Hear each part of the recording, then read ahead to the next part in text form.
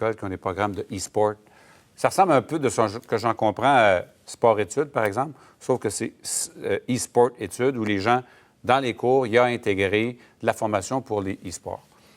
Qu'est-ce que le ministre de l'Éducation pense de ça? Lui? Je le misère avec le mot sport là-dedans, là, quand on pense à un jeu électronique, là, si on fait de la course automobile, mais bien assis dans un sofa. Mais leur argument, c'est qu'il faut s'entraîner pour être capable de ne pas se blesser sur ces choses-là. Ouais.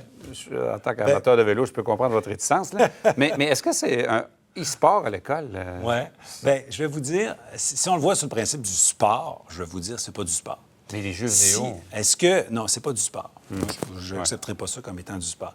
Est-ce que l'idée d'encadrer ça, d'outiller ces jeunes-là pour se discipliner, pour avoir une éthique sur le web, pour monitorer leur temps de jeu, l'idée de dire on ne fait pas rentrer ça à l'école parce que c'est le mal, puis, mais que les jeunes passent 20, 30, 40 heures semaine là-dessus sur l'écran à la maison, pour moi, c'est pas une bonne idée.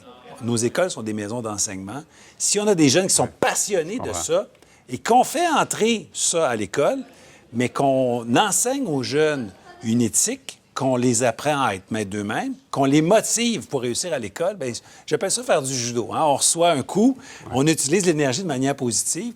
Je fais confiance aux directions d'école puis aux enseignants qui ont décidé de faire une place à ça dans les écoles pour accompagner les jeunes. Moi, je vois ça comme dans une perspective d'éducation. Il y en a qui disent, par exemple, il y a déjà d'accoutumance à ça et c'est déjà un problème, les jeunes qui passent trop de temps à jouer aux jeux vidéo. Oui. Si on le fait à l'école, en plus, ça risque d'aggraver ces problèmes-là. Bien, si on le banalisait, puis si on disait, bien écoutez, voici, maintenant, vous avez 2 heures, jouer aux jeux vidéo.